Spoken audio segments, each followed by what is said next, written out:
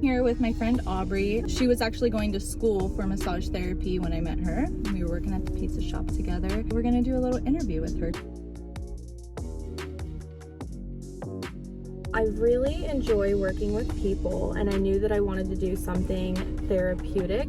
When I started college, I wanted to go for physical therapy, and then as time went on, it just started like getting longer and longer, and I was like, I don't want to get my master's, and so I switched to massage therapy, but I don't regret it. I love doing what I do.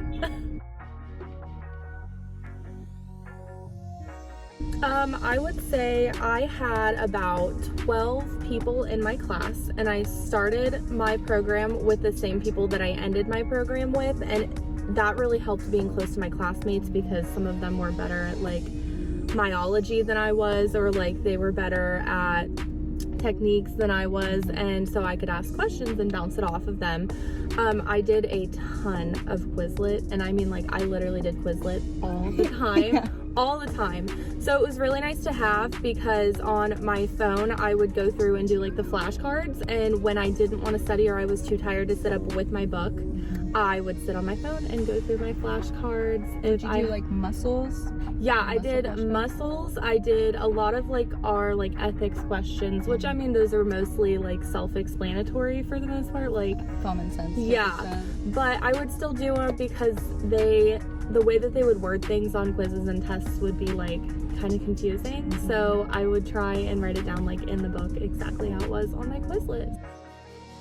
When I took my MBLEx, and I'm sure you might feel like this too, I took it and I literally like almost started crying when I finished it because it was getting harder as I was going through, and I was like, oh my god, I am so feeling this. With like every click I was like, but they say that when you're taking it, and this is a good tip for all of you guys that are gonna take the MBLEx, when you're taking it and it seems like it's getting harder, that's a good thing. That means that you're doing very well. Okay. So that's comforting when you're taking it. I wish I would have known that before. Someone told me that after. Okay. So like the test kind of generates off of how you're doing? Yes. And it's like super serious when you do it. Like if you've ever like gone to a testing center, it's like way more serious than that. You take it with the MBLEx students, like you take it with nursing students. Right. So they like make you log everything in a locker. Like you cannot have your watch, you cannot have your phone, like nothing. And they put you in this little box and they like walk around behind you, and I was like so stressed the entire time. Yes, I was like, I swear to God, I'm not cheating. Like, right. But I wasn't, but it was like a mental thing.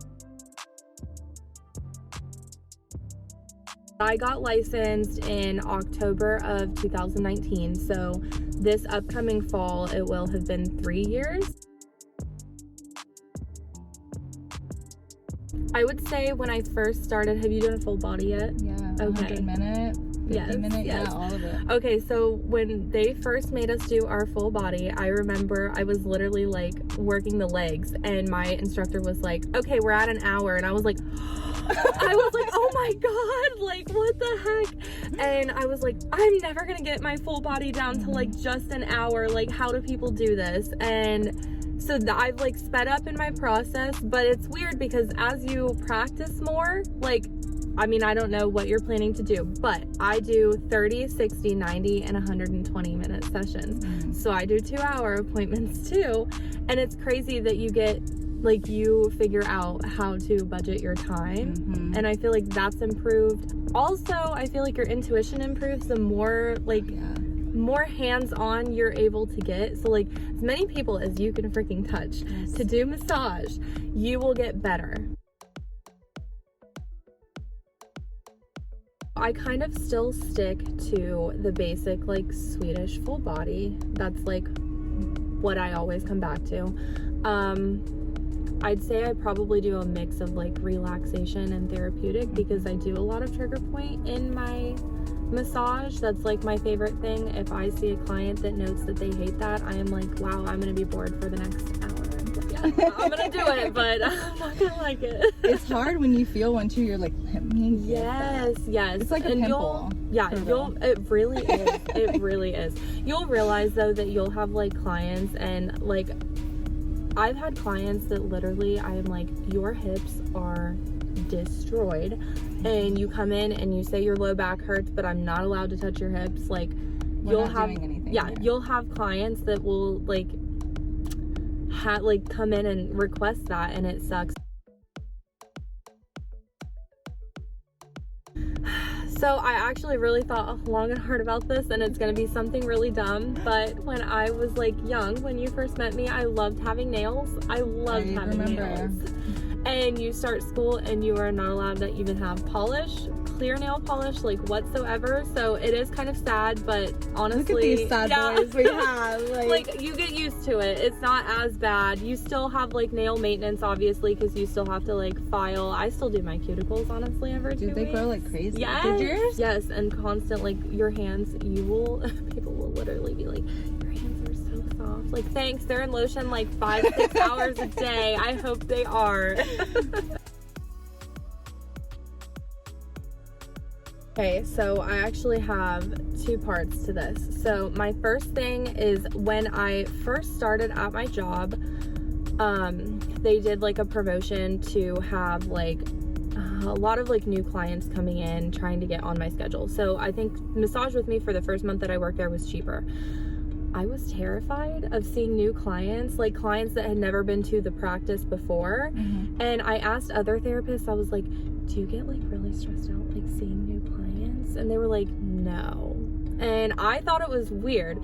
So the more I like got comfortable doing massage, the more I was like, new clients are not a big deal. Like, do your massage. If they're not pleased with it, they will schedule with someone else. And at my work, we have probably about, I think 7 to 9 therapists. So I'm just kind of like, you know what, if they don't like my massage, they are more than welcome to see someone else. We have so many clients, we don't even know what to do with all of them. So I just kind of do me. I got over that fear. That is something someone told me, is like, you're not going to be the therapist for everybody. Oh, absolutely. And the quicker you accept that, the better you'll be at your job.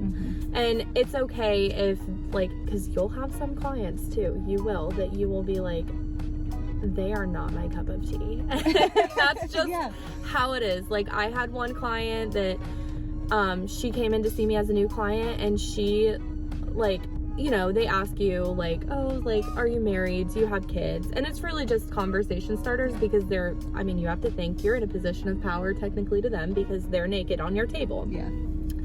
And this lady, like, I told her that we were looking to buy a house, and she, oh my gosh, she was like, oh, you guys don't need to buy right now. This lady knew nothing about me, and it just rubbed me the wrong way. And I was like, I like really hope I don't see you back. And I mean that like in a nice way, but like you would vibe so much better with someone else. You told her that?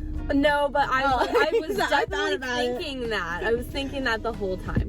Okay, and then my second part to this is, I feel like, and I don't know if this is how it was in school for you or like how it is, but they talk about boundaries, ethics, like people are gonna try and touch you. Yeah, they push that a lot. Okay, I feel like that doesn't happen at all. I've been practicing for 2.5 years, and I will say I work at I basically work at a massage center. So all we do is really like medical massage. So we don't get a lot of like weird people. I have had it happen. I've had like weird things. I've had like guys make comments. I had one man because you have a dump truck. For real, like, and that, and like my boobs are big, and I'm blonde. Like, I feel like they just beeline for me. And there's one guy that I have literally said, like, I've never worked on him at my office, but I was like, I am not comfortable having him as a client. And one of my coworkers that works on him is like, you are his type. Like, what is that? Excuse me? Yeah, he's just like weird with like younger girls, and like I don't know. But I have only had one major incident happen where literally this man, and this was when I was young. I was brand new to the field, and I should have walked out so much earlier than I did. And I regret it, but I still left the appointment early. I left 15 minutes before the end. The fact that I allowed abuse for 45 right, but you minutes. learned, you Yes. know, and in that position when you're new, you're kind of like Yes, scared. you're very You don't know what's scared gonna to like happen. challenge a client. Yeah. And what he was doing was not blatant. It was very like subtle, and until I felt like I couldn't be like, if you do that again, I am ending the session and walking out, until he did something blatant. But what he was doing is he was like trying to wiggle his fingers to the end of the table and touch my thigh. He was trying to fondle the bottom of my boob when I was working on his forearm. First time it happened, I really just thought that, because you work the Sometimes flexors, that happens, yeah. you work the flexors and they flex, like, you know? So the first time it happened, I thought that that's just what happened, and his were really tense. Second time it happened, I was like, okay, you blatantly just tried to touch my boob, like, but it wasn't, it was like a brush. It wasn't a squeeze. Yeah, It was so he was frustrating me. I flipped him over, and then he was like literally humping the table, and he tried to flash me. And that was when I knew he was gonna try something. I just had a feeling, and I put my fist on the edge of the sheet, and he went to go move it to flash me his ass, and I said, I went to school for draping, I do not need help, and I was like, do not touch my sheet again. He continued to just hump the table. Was he banned from the practice? Oh, absolutely. This was the second time. The first time that it happened, one of the girls who was way more experienced just flipped him over, and he did fine when he was face down. But she's a little bit older than I am, so I think he just wanted to push the boundary more with me because I was so fresh and young. Oh yeah. So, and I came out, I told my boss, I said I never want to be scheduled with him again, and he was like, what happened? So I sat in the back and I told my boss everything, and he was like, you can walk out of an appointment for any reason that you want. He said, you are never obligated to stay in that room if someone makes you uncomfortable. And he's like, and that, I don't mean just like sexual things. He's like, if someone's trying to argue with you about political things and you've tried to end the conversation 3 times and they keep circling back to it, you're more than welcome to walk out. They preach at you so much in school, like boundaries. You need to make sure that like no one crosses your boundaries and tries to touch you or tries to like get sex from you. It really, in my experience, has not happened as much as I thought it would. My office uses MindBody. It's the easiest to navigate, and it's super easy for online booking, super convenient for your clients as well.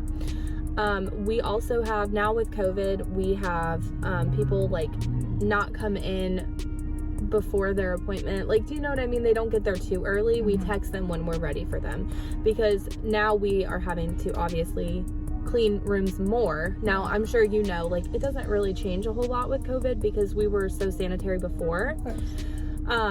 So we don't text them until we're ready for them, and we use, it's also with MindBody, I think it is called Bowtie, but we have had some problems with that, like clients not getting their texts, or their that's the service that texts them and stuff? Yeah, okay. Or it doesn't send out like reminders for appointments.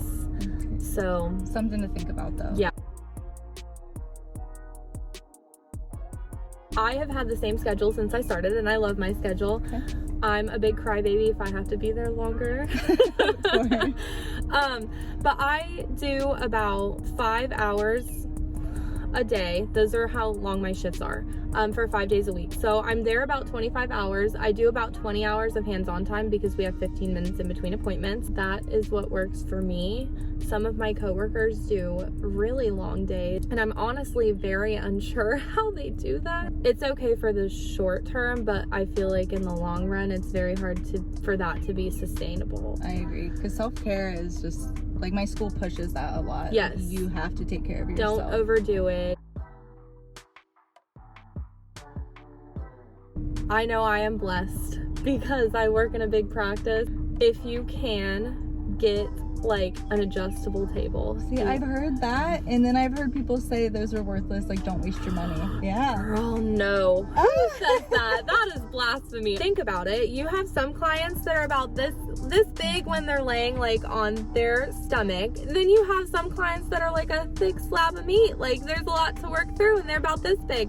And that 3 inches will make a difference. It really does. I'm bad about adjusting my table. I'm bad about doing it during a massage. I've gotten a lot, I used to be bad about that when I first started. I've gotten a lot better about it now, but it is a lifesaver. Also, a stool is very important too. I will say that that's like really nice to have. I bought one from another massage therapist, and it's kind of shaped like an English horseback saddle. Really? Yeah, so it looks like a little saddle, dude. Do you like it? 'Cause I love don't know it. if I would like that. It like It makes you aligns like you. sit up straighter. Yeah. Instead of just a flat one, so it kind of curves and yeah. Now, have you like done any massage without a mask?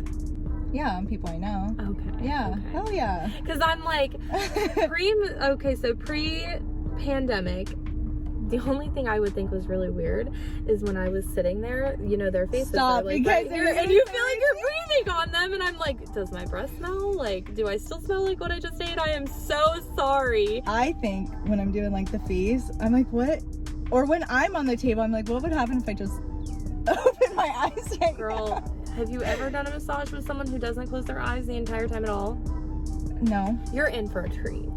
Because they like stare at you. I have some clients that are literally so impatient because I know, like, in school they're like, oh, keep your hand on the body at all times. Yes, they do say that. That's almost impossible sometimes. Yeah, I will say when I moved down to the feet, like from doing the neck, I don't always do that. Right. I have one client that I forget what I was doing. I was like fixing my mask or something, like something that was necessary to do. And this man is laying there and he's like, he sat right up and looked at me, and because I was taking too long. Oh, did you just look back at him? I literally was like, like I kept massaging. I was like, I'm sorry. I paid for this time, bitch. Let's go. Hands on all time. Yeah. If you're doing this, you want to make sure that you love people. It's a fun career, and there's so much you can do with it. So much. That's what I love about it. Like, you can kind of pick and choose all these different modalities. Yes, and you can specialize in whatever you want. Get yours.